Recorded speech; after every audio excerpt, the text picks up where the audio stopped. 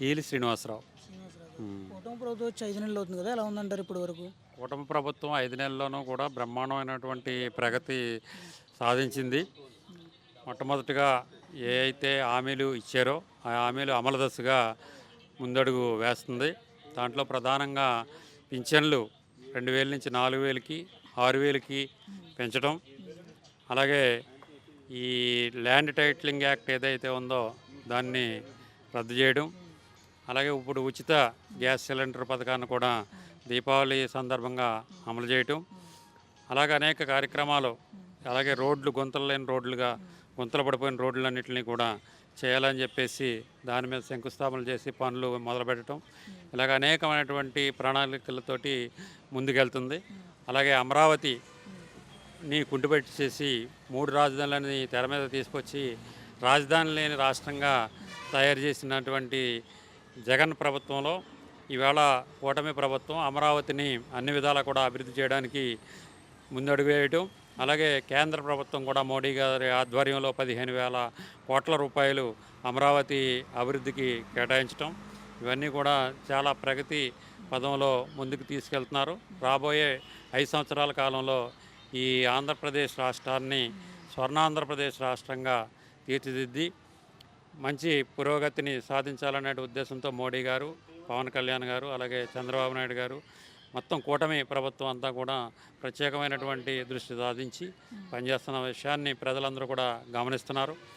అలాగే ఇంకా సూపర్ 6 కింద అమలు చేయవలసిన పథకాలను కూడా సంక్రాంతికి ఉచిత బస్సు సర్వీసులు కల్పించాలని, మిగిలినవి కూడా దశలవారీగా చేయాలని చెప్పేసి ఈ పెన్షన్లు అయితేనేమి, రేషన్ కార్డులు అయితేనేమి, అన్నదాత సుఖీభవ, తల్లికి వందనం, ఈ కార్యక్రమాలన్నింటినీ కూడా త్వరలో చేపట్టి ప్రజలకి ఒక సంక్షేమాన్ని కూడా అందించాలని చెప్పేసి ప్రయత్నం చేస్తున్నారు.